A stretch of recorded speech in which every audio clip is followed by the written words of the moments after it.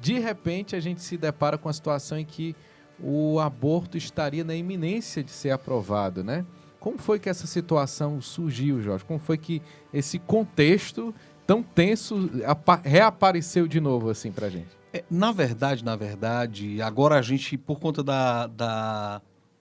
das informações que estão sendo passadas agora de maneira muito imediata, as pessoas estão acompanhando mais fortemente, as notícias chegam mais rápido, aí por conta inclusive das redes sociais. Mas a gente sempre vem lutando contra diversas ações que pretendem a legalização do aborto no mundo e no Brasil de maneira muito específica. Há, de fato, um lobby, um verdadeiro lobby que pretende a legalização do aborto. E aí, de vez em quando, nós ficamos à beira de uma aprovação, seja por causa de um projeto de lei que está tramitando. Já aconteceu outras vezes, né?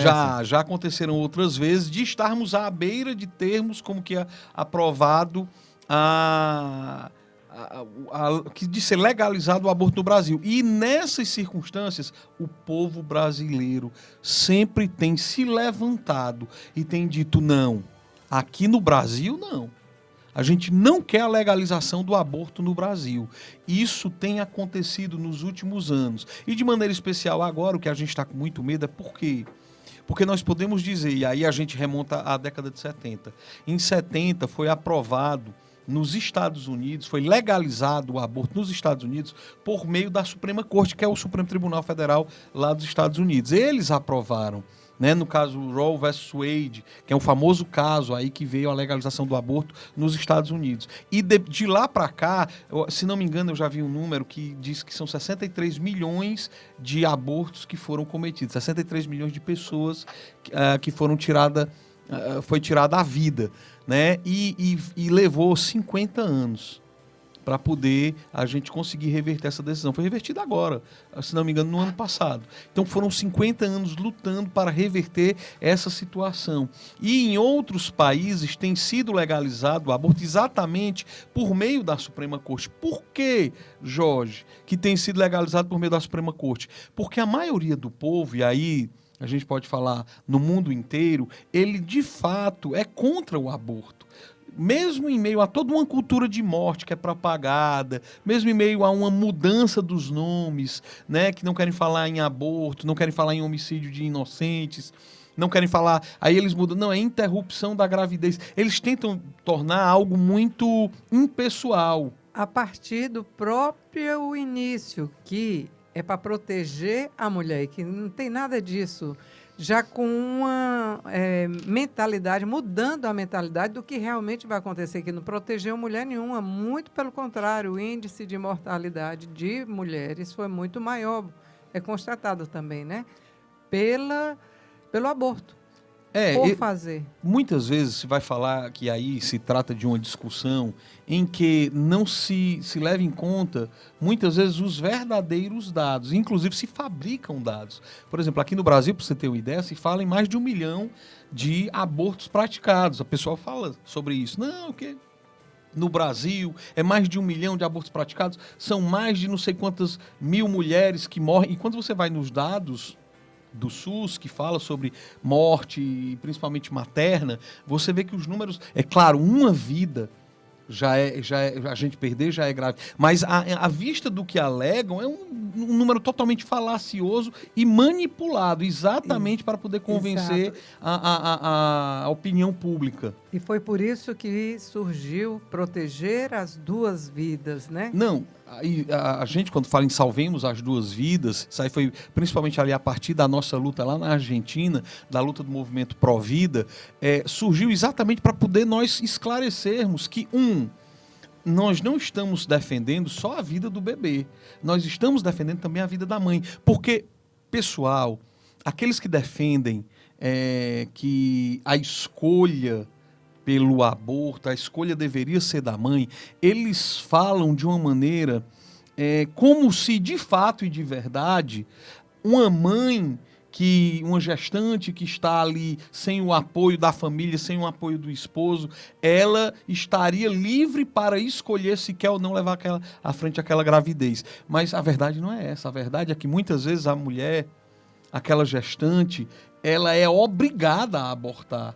A gente tem notícias, e quando a gente conversa de homens que trazem o chá, trazem, que a gente não vai falar nomes de remédio nem nada, né, mas trazem o remédio para a mulher abortar, que obrigam a ir numa clínica clandestina de aborto, que dizem que não vão apoiar, famílias que infelizmente dizem, ó, se você levar à frente a gravidez, você saia de casa. Nós estamos com um caso que me pediram para rezar de uma irmã nossa de comunidade que está com a filha morando na França, que a criança dela tem síndrome de Down e que os médicos não querem manter lá na França e que o marido, por ser francês, está tentando, não aceita o filho, né? Porque já foi feita a cabeça dele pela medicina lá deles. Mas nós aqui estamos rezando para que essa menina se sustente cristã, não quer fazer isso de jeito nenhum, mas está praticamente obrigada lá pela saúde. A gente vive num contexto desfavorável, né, Jorge? Porque são muitas pressões, né? São. Inclusive pressões psicológicas, né? Porque muita gente fica constrangido de opinar sobre isso numa conversa, né? Porque sabe que vai ter uma confusão, ou sabe que alguém vai se levantar. E o povo está desse jeito, rezando, mas muita gente acabrunhada também, né? E o que é possível fazer dentro de um contexto desse ainda, Jorge? Principalmente nessa semana decisiva, né? Para trazermos o assunto até para o que está acontecendo agora, né? Porque aqui a gente pode falar sobre essa questão, por exemplo, do síndrome de Down. Aí a gente já pode falar, inclusive pegando esse gancho para poder entendermos o que está acontecendo e que é possível que o aborto seja legalizado pelo STF. Nós temos, por meio do Congresso Nacional, o Código Penal brasileiro, que é da década de 40, já foi atualizado algumas vezes, em que ele estabelece que o aborto é crime e que não se pune em alguns casos. Não é que ele deixa de ser crime, sim, é que ele não é punível em alguns casos. E aí nós temos 2 casos previstos na lei, que é o caso de gestação, né, do aborto de gestação decorrente de estupro, e no caso de aborto de gestação que traz um grave risco de vida, né? É risco de vida que tem lá, mas risco de morte para a mãe, se não houver outra forma de salvar o bebê. Esses são os 2 casos previstos na lei. Por meio da ADPF 54, foi introduzido, ou seja, aí já tem uma legislação que foi feita ADPF, pelo STF. Né? Por meio da ADPF 54, foi introduzida uma terceira possibilidade, que é no caso de bebê diagnosticado com anencefalia. Inclusive, irmãos nossos, o Jorge e a Ana Cecília, estiveram também para dar testemunho deles lá na ADPF, quando, então, do julgamento desta causa. E aí foi introduzido, por meio dessa ADPF 54, uma nova causa de aborto não punível em lei, que é, nesse caso, de criança bebê diagnosticado com anencefalia. Então a gente já vê que isso já aconteceu no Brasil. O STF já legislou sobre esse assunto. Isso não foi decidido no Congresso Nacional. E agora, desde 2017, está tramitando no STF, no Supremo Tribunal Federal, uma ADPF, que é uma arguição de descumprimento de preceito fundamental, que é uma ação, nada mais é do que uma ação jurídica, que tem esse nome, porque todo tipo de ação ela precisa ter uma previsão legal. Então a ADPF é um tipo de ação que cabe para você arguir a inconstitucionalidade de alguns atos normativos ou de algumas leis anteriores à Constituição de 88. Quando vem uma lei nova, depois de 88, não se entra com a ADPF, se entra com a ADI, uma ação direta de inconstitucionalidade. Quando a lei é anterior a 88 e que começa a ter uma relevante discordância, né,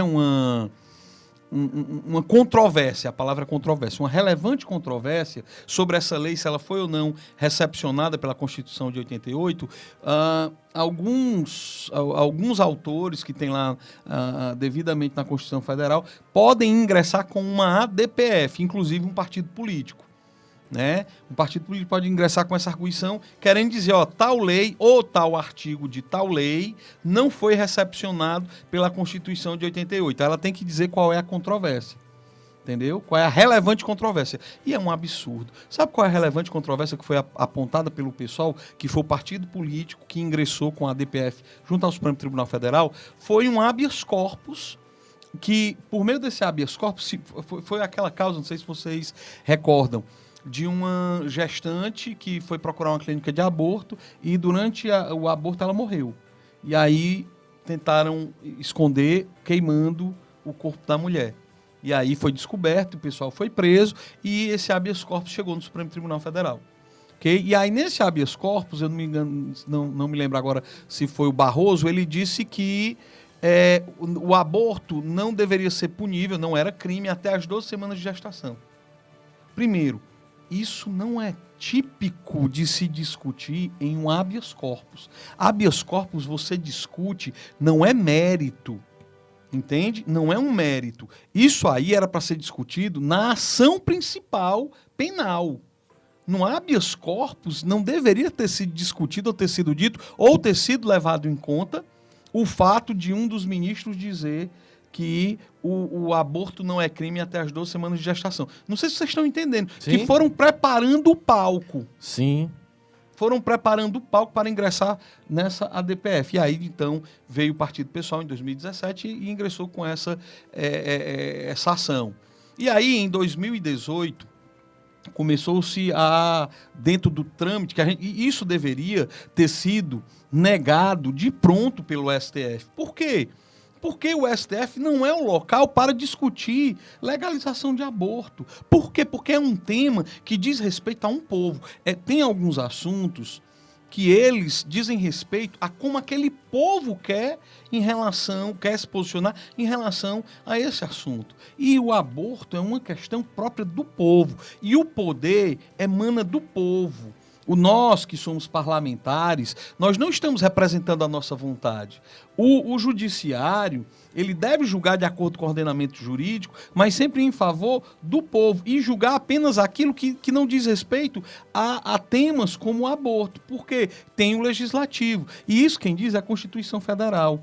No parágrafo único do artigo 1º da Constituição Federal diz assim: o poder emana do povo, que o exercerá por meio dos seus representantes legitimamente eleitos, ou por via direta, nos termos desta Constituição Federal. Ou seja, quem é que representa o povo? Os representantes legitimamente eleitos. E o STF não é legitimamente eleito. Por quê? Como é que se chega ao STF? E é importante que se diga. O STF é composto apenas por 11 ministros. O Congresso Nacional é composto por 513 deputados federais. E o Senado Federal, a Câmara Federal, é composta por 513. E o Senado Federal por 81 senadores. Né? Concreto diz respeito ao voto.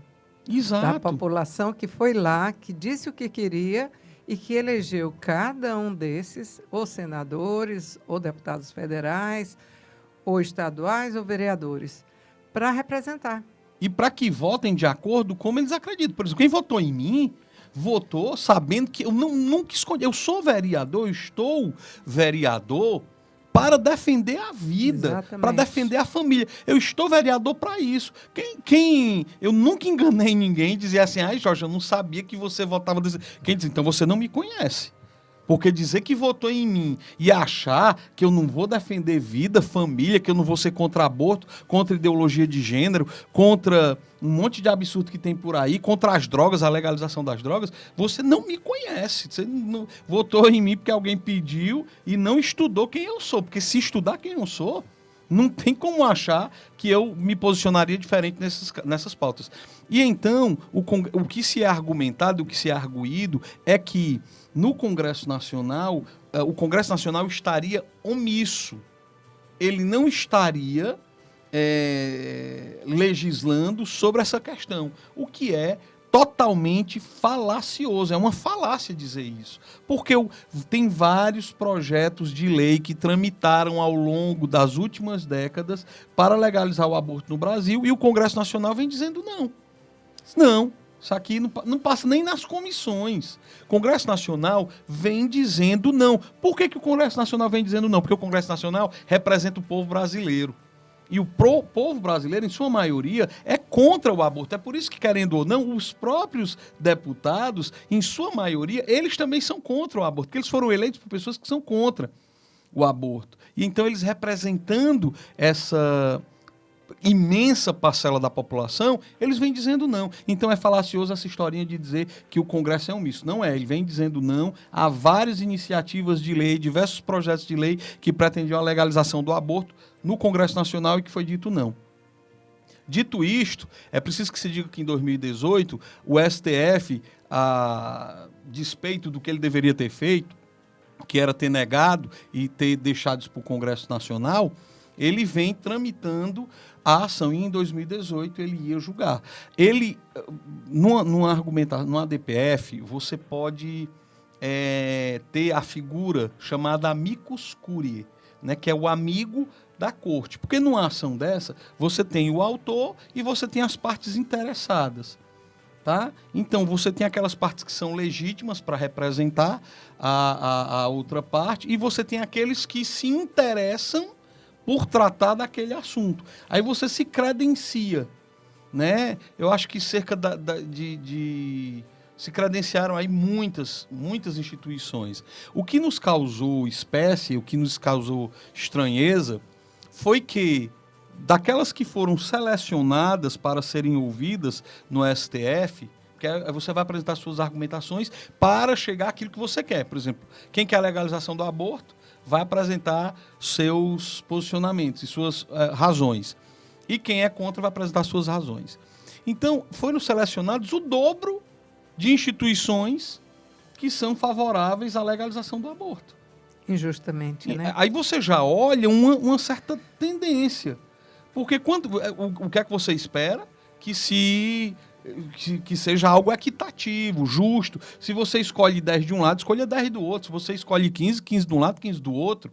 Mas não, foram escolhidos o dobro de instituições, cerca do dobro de instituições para falar os prós para a legalização do aborto e a metade para falar contra a legalização do aborto. De maneira que, em 2018, a DPF estava para ser julgada. Então, a gente propôs uma moção de repúdio aqui na Câmara de Vereadores de Fortaleza. E dos 43 vereadores de Fortaleza, 38 assinaram a moção de repúdio. Não é votaram, não. Assinaram. Você vê que não é partidário, né? Não. É representação popular mesmo. Exato. Só quem não assinou naquela época foram três deputados três deputados do PT, um do PCdoB e um outro aí, que eu não me lembro nem qual era o partido dele. Mas aí, depois disso, a gente foi a Brasília levando essa DPF, que eu tinha sido convidado para participar lá de um momento pelo deputado federal Diego Garcia, de um seminário sobre a DPF. E aí lá a gente mostrou a moção. Eu pensava que todo mundo tinha levado, os outros municípios, e não levaram. E chegando lá, o Diego Garcia disse: Jorge, acabou, meu irmão. Vai ser legalizado o aborto no Brasil. Tenho informações... Naquela época, 2018. Ele estava, assim, abatido, sabe? Porque ele tinha as informações. Eu não tinha, né? Ele está lá, sabe, dos bastidores. Jorge, eu digo, não, meu irmão, mas não vamos aceitar isso, não. Perder a esperança jamais. Não no nosso turno, ser legalizado no Brasil, enquanto eu sou vereador, você é deputado. Não no nosso turno. Vamos tentar e vamos fazer alguma coisa. E aí, quando eu voltei de lá, de fato, a gente lançou a campanha Minha Cidade Disse Não. Foi um grande movimento que se espalhou pelo Brasil. A gente apresentava e dizia, né, e cutucava o pessoal pró-vida por aí e dizia: Fortaleza disse não. E a tua cidade? Aí a gente criou o manual do eleitor pró-vida e o manual do parlamentar pró-vida, onde a gente encaminhava a nossa moção de repúdio para que ele pudesse ou apresentar aquela ou melhorá-la, se assim quisesse, e que ele não fizesse simplesmente a votação de maneira consensual, mas que ele colhesse as assinaturas. O que é uma votação de maneira consensual? Porque requerimento de moção de repúdio, de moção de apoio, ele é aprovado na Câmara de Vereadores da seguinte forma: requerimento número 5080 de 2023, de autoria do vereador Jorge Pinheiro, né, que propõe isso. Em discussão, não havendo que queira discutir, em votação, que a gente vai de acordo com o ministro como está aprovado. Pronto, foi aprovado. Só que não tem as assinaturas dos vereadores. Às vezes, lá naquele momento dessa aprovação, você tem poucos vereadores que estão ali. Uns estão em sala de comissões, outros estão... E quando você colhe a assinatura, você tem ali, como é o caso, de 90% dos parlamentares, quase 90% dos parlamentares da Câmara Municipal de Fortaleza assinaram a moção de repúdio. E o que isso representa? Que 90% de Fortaleza é contra a legalização do aborto. E já estamos nos movendo também aqui, todo o Brasil, por essa nova, né, que está sendo começar a votação amanhã. Aí, diante disso aí, só para concluir, Sim. né? Diante disso aí, a DPF, então, e de muitas outras pressões, evidentemente que foram feitas naquela época, foi retirada de pauta a DPF 442. Ou seja, ela não está aqui, vamos dizer, a gente sempre ficou... 449. 442. A 2 é a de amanhã. E você está falando de qual? Eu pensei que essa que você está falando do que teve a mobilização sua. Não, é essa, é a Sim, mesma. sim. É a mesma. Aquela... É porque a gente também teve uma outra mobilização que a gente fez contra a ADI 5581, Sim. que aí é outra. Foi outra movimentação que a gente fez, Entendi. chamado Supremo é a Vida, que é contra pretendia a legalização do aborto em caso de gestantes contaminadas pelo Zika vírus. O mero diagnóstico de contaminação por Zika vírus era suficiente para justificar se aquela ADI 5581 passasse, para justificar a legalização do aborto neste caso, porque houve um boom naquela época de crianças com microcefalia e foi associado isso à contaminação pelo Zika vírus. Sim, eu lembro. Eu gosto muito de comparar isso que está acontecendo com a vida espiritual, né? É aquela coisa, você deixa uma brecha aberta, o inimigo vai e entra, né? Que está acontecendo, tenta fechar aqui, vou fechar essa janela, aí se abre outra, né? E o trabalho de vocês também é meio que, de alguma forma, tentar evitar que, de alguma forma, o aborto seja legalizado. Estou mencionando muito, a plataforma nem gosta, né? Mas é aquilo que deixa a mãe viva e o bebê morto. Pois é. Mas, Jorge, existe ainda algum... O que é que ainda pode ser feito?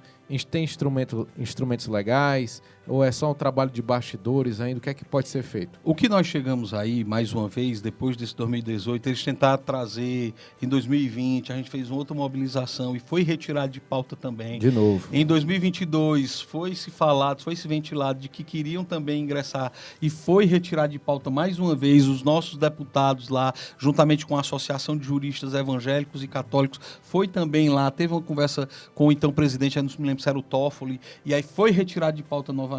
E dessa vez a ministra Rosa Weber, ela disse, ela vai agora se aposentar compulsoriamente agora no início de outubro. Sim, já agora, está em cima. Já, mas ela disse, antes de eu sair, eu vou pautar isso aqui. E ela já disse em várias situações que ela é favorável à legalização do aborto. Então, isso que está sendo feito não é de alguém ou não é de interesse da população. Inclusive, tem outros ministros também que já se sabe que tem voto certo, né, Jorginho? A gente tem pelo menos 6, a gente já sabe que eles têm maioria. Precisamos rezar entendeu? muito, porque é assim, uma luta muito maligna. Então, o que nós precisamos fazer para dizer, e aí, Jorge, agora, o que é que a gente pode fazer? O pior de tudo, e a gente não pode deixar de falar, que foi estipulado que esse julgamento dessa DPF não ia ser de maneira presencial, ele vai ser no plenário virtual. Como é que isso acontece? O presidente, né, que no caso é a ministra Rosa Weber, estabelece aí qual é o prazo desse plenário virtual, e aí ela estabeleceu que é do dia 22 ao dia 29, isso aconteceu ontem pela manhã, né, e estabelecendo isso, que é do dia 22 ao dia 29, os outros ministros não vão discutir, eles simplesmente vão depositar, que aí quando a gente fala depositar, eles vão baixar, né, que é no sistema, numa plataforma virtual. Então eles vão apenas depositar o voto deles lá. Aí vai dizer que é sim ou não e tem vamos dizer, a fundamentação deles. Mas eles não vão falar, é simplesmente o voto escrito. E qual é o problema disso? O problema disso é que não tem uma discussão. Você não vai discutir. Mas, Jorge, isso aí não fere a ampla defesa do devido processo legal, que são princípios constitucionais? É claro que fere, mas além disso, a gente precisa dizer que... E quem quisesse manifestar, os amigos da corte não vão poder, iriam. Segundo o regimento interno que fala como é que deve ser o plenário virtual, ele estabelece que depois que o presidente estipula a data do julgamento, aqueles que têm interesse de fazer uma sustentação oral, tá? Porque no plenário físico você pode fazer uma sustentação oral. Aí você tem lá o tempo e vão aqueles que estão como amigos da corte, cada um deles pode, eu não me lembro agora, são 15 minutos. Mas aí no plenário virtual ele grava a sustentação oral dele e depois baixa, mas ele precisa fazer isso até, o prazo para ele fazer isso é até 48 horas antes da abertura do julgamento. Aí olha aí o absurdo. A ministra... Não vai dar tempo. Abriu disse o prazo do julgamento ontem. Se você for olhar 48 horas antes do início do julgamento, na hora que ela abriu, já não tinha mais as 48 horas. Ou seja, aqueles que querem fazer sustentação oral não vão poder. Inclusive, esse é um dos fundamentos de pedido de anulação e de adiamento do plenário virtual, que foi fundamentado pelos advogados da CNBB. A CNBB apresentou uma petição. E um dos fundamentos que foi apresentado pela CNBB é exatamente esse, que já é nulo, porque o prazo dado já nasceu morto. Entendeu? Exatamente. Não tem prazo possível, prazo realizável, para eles fazerem a juntada, ou seja, fere o devido processo legal. Então, com isso, se está pedindo o adiamento do julgamento. Na verdade, o que a gente tem que pleitear é que não haja o plenário virtual. De forma alguma. Né? Na verdade, a gente deve rezar e pedir a Deus que caia essa ADPF. Não é nem que seja julgado e que seja deferido. Porque, assim, evidentemente, um milagre pode acontecer para que um ministro desses... que a gente tem aí 6 ministros que votem contra a legalização do aborto. Mas, pela lógica... E pelo que a gente conhece dos ministros do STF, aqueles que já falam em outras peças, por discursos e votos em outras ações, a gente já vê que eles vão votar, pelo menos 6 vão votar de maneira favorável. Se são 11 e 6 vão votar de maneira favorável, já está perdido. Então, o que nós queremos aqui, de fato, não haja o julgamento. Mas se for para haver, que ele seja presencial e não virtual. Pois é, e o Movimento Provida está bem ativo. Amanhã vai ter em Fortaleza, vem alguém falar também sobre isso aqui, né? E isso vai repercutir, embora a imprensa não esteja mostrando, mas com certeza... É impressionante que a imprensa não tem mostrado isso. Sabe por quê? Porque ela sabe que se mostrar isso vai causar uma comoção nacional. Então é melhor deixar... Não vamos tocar não. Escondido Depois mesmo, que né? for... Segundo o pensamento, depois que for legalizado, aí a gente mostra isso, mostra aquilo, mas vamos deixar quietinho para não mexer no formigueiro, para não mexer no vespeiro. Então é nesse sentido que sempre o movimento Provida tomou a frente para chamar a atenção da sociedade para o que está acontecendo no Brasil. E por isso que, de maneira especial, amanhã, dia 22, a partir das 8 horas da manhã, nós, do Movimento Provida, estaremos reunidos ali na Praça Portugal para falarmos sobre o assunto e, ao mesmo tempo, para rezarmos. Porque o que nós estamos vendo hoje, nós precisamos ter muito uma ação junto às redes sociais, pedindo aí que tanto o Arthur Lira, presidente da Câmara Federal, como o Rodrigo Pacheco, presidente do Senado Federal, que eles possam se manifestar contra esse absurdo que está acontecendo, que é o STF invadindo, usurpando a competência do Legislativo, assim como o Rodrigo Pacheco já fez em relação à legalização das drogas. Existe um recurso tramitando no Supremo Tribunal Federal, pelo que já está 5-1. Só falta mais um para eles formarem a maioria, e nesse recurso se diria que é a legalização do uso da maconha no Brasil. Entendeu? E não é só maconha, também. Não. Dos votos lá falam que são todas as drogas. Então nós precisamos rezar por isso também. Mas nesse caso, o Rodrigo Pacheco disse que já está preparando uma PEC para criminalizar todo e qualquer tipo de droga e toda e qualquer quantidade de droga. Ah, Jorge, ele pode fazer isso também em relação ao aborto? Pode. Então, é algo que nós também estamos pedindo, que haja uma manifestação do Congresso Nacional, tanto o Arthur Lira como o Rodrigo Pacheco. Isso porque está havendo a pressão popular. O povo está lá tocando para eles, que não quer. Não aceita isso no Brasil. E essa manifestação popular, ela precisa se tornar de fato visível. E já que a mídia tradicional não está fazendo, a gente precisa fazer isso por meio das redes sociais. Olha, aqui na rádio, quanto, né, Diego? A gente recebe de ouvinte sofrendo, não diz nem o nome disso. Eu tirei meu filho daquele lugar. A gente sabe qual é o lugar, né? Então, quando legalizar isso, como é que não vai ser? Não dá. No Brasil, não, né? Graças a Deus. Amanhã, então, tem convocação de oração. Daqui a pouco tem um texto das lágrimas de Nossa Senhora. A Fátima Costa já coloca a intenção aqui, que Nossa Senhora das Lágrimas nos defenda da aprovação da lei do aborto no Brasil também. Amém. Muita gente aqui participando. Rezar Jorge, pelos senadores, pelos então, vereadores também. amanhã tem convocação para oração. Amanhã é sexta-feira, né? Exatamente. Dia propício para jejum. Um dia de penitência, um dia para nós clamarmos ao céu, para clamarmos que Nossa Senhora possa pedir ao seu filho, para que ele também nos atenda. Nossa Senhora que é mãe do Brasil, que é padroeira, Nossa Senhora Aparecida, Nossa Senhora da Assunção, que é padroeira de Fortaleza. Né? Clamemos a Nossa Senhora que peça ao seu filho para ele intervir nesta questão. Eu creio. Eu creio nisso também. Eu creio porque a gente já viu em outras oportunidades. Claro. Eu sei que nós fizemos uma mobilização, mas eu acredito, sem deixar a mobilização de lado, que foi a oração que moveu o céu, que moveu ali a graça de Deus a intervir. E nós precisamos mais uma vez fazer isso, porque se trata de um grande crime, que isso está acontecendo em outros países. Agora o México foi legalizado o aborto por meio também da Suprema Corte. Mesma forma. Lá na Colômbia, até as 24 semanas. A única diferença que eu vejo, nós brasileiros, é essa fé, é essa esperança em Deus que nós temos. E eles lá não tiveram, não colocaram. Outra que nós temos, você falando em Nossa Senhora Aparecida, eu já disse aqui outras vezes, até falei para o Diego disse que vai trazer a história direitinho, mas quem está sentada, regendo esse reinado no Brasil é a nossa rainha, que a princesa Isabel delegou a ela, Nossa Senhora Aparecida. A coroa, o manto é da rainha, da princesa Isabel, que tornou Nossa Senhora Aparecida rainha do Brasil. A Redentora. É isso mesmo. Princesa Isabel, a Redentora. E quando a gente resolver esse BO aí, né, Jorge? Você volta aqui para proclamar a vitória do Amém. Mais uma, né?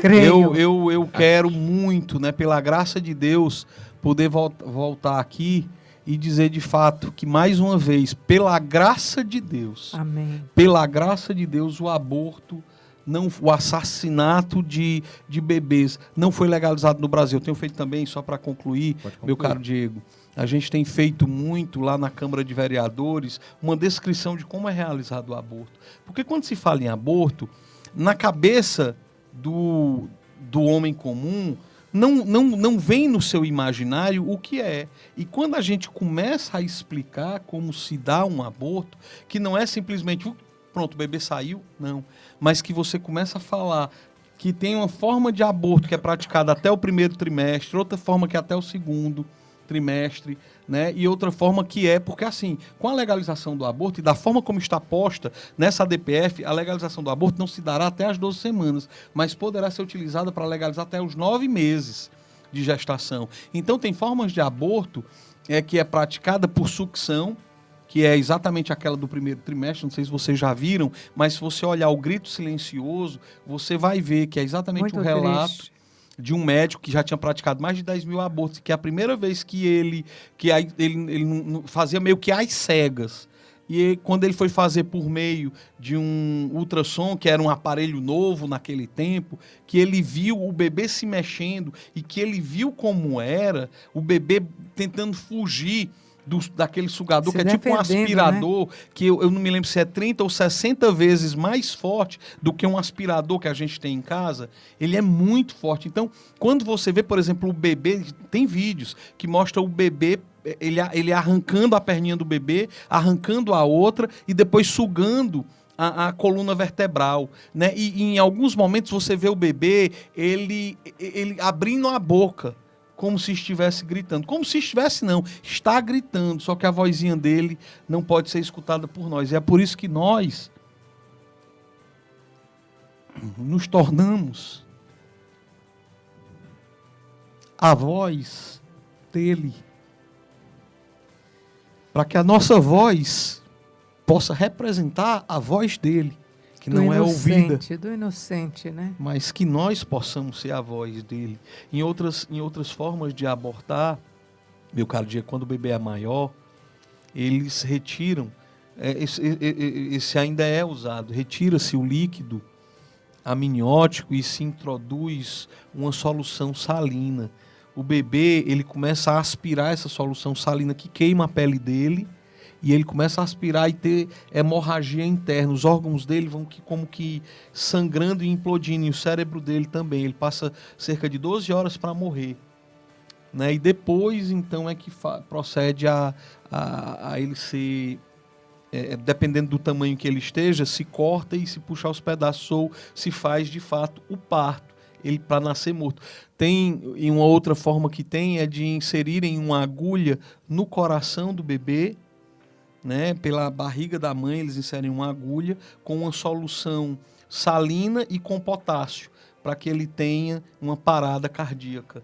Ou seja, é uma pessoa viva que vai ser morta, para depois ser parida ou ser arrancada ali do ventre materno. É por isso que Santa Teresa de Calcutá dizia: como é que a gente pode falar em paz no mundo enquanto bebês inocentes estão sendo mortos no lugar que eles deveriam estar mais seguros, protegidos? Então, como é que a gente pode falar, como é que eu posso falar em não te matar e você não me matar, se um bebê é morto no ventre da mãe e não está sendo protegido? Então, é por isso que nós erguemos a voz, é por isso que a gente enfrenta todo e qualquer sacrifício que tem nessa nossa missão na política, para que a gente possa sempre defender a vida e ser a voz daqueles cuja voz não pode ser ouvida.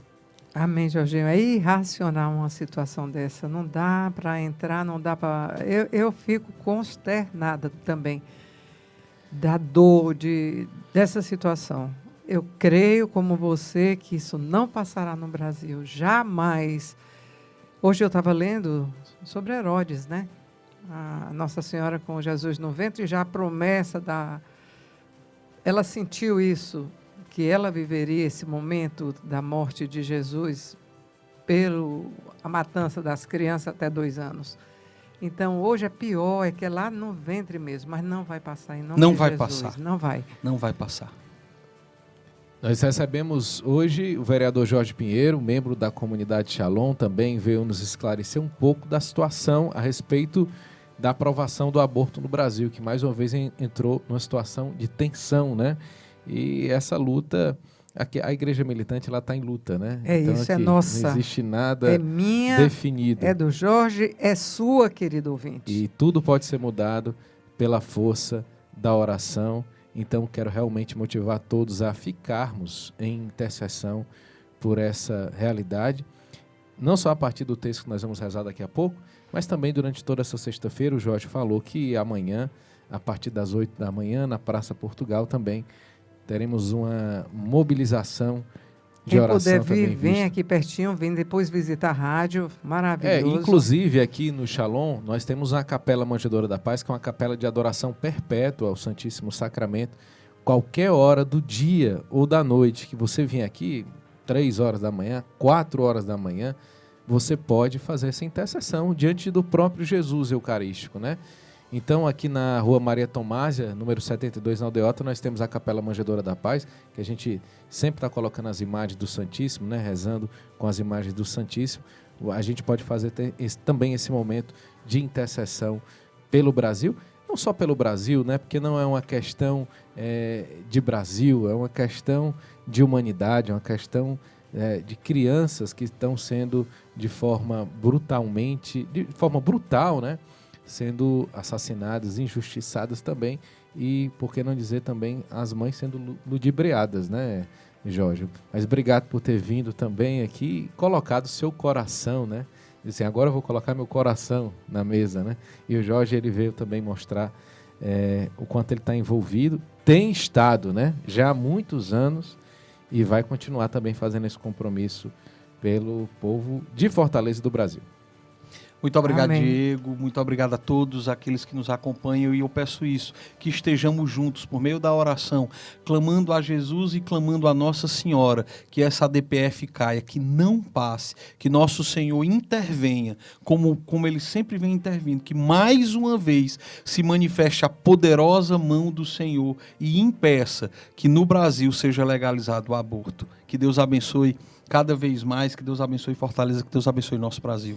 Obrigado, Jorge. A gente vai para o intervalo agora, logo após o intervalo, o texto das lágrimas de Nossa Senhora. Lembrando que hoje é dia de Santa Missa pelos enfermos. Hoje é a 7ª missa do Cerco de Jericó, a última antes da festa dos Arcanjos, a partir das 18h30, com o Padre Antônio Furtado. Já a partir das 17h30, teremos o Santo Terço Mariano aqui no pátio do Shalom da Paz. Daqui a pouco teremos imagens do pátio também. 4 da tarde, mais 34 minutos em Fortaleza.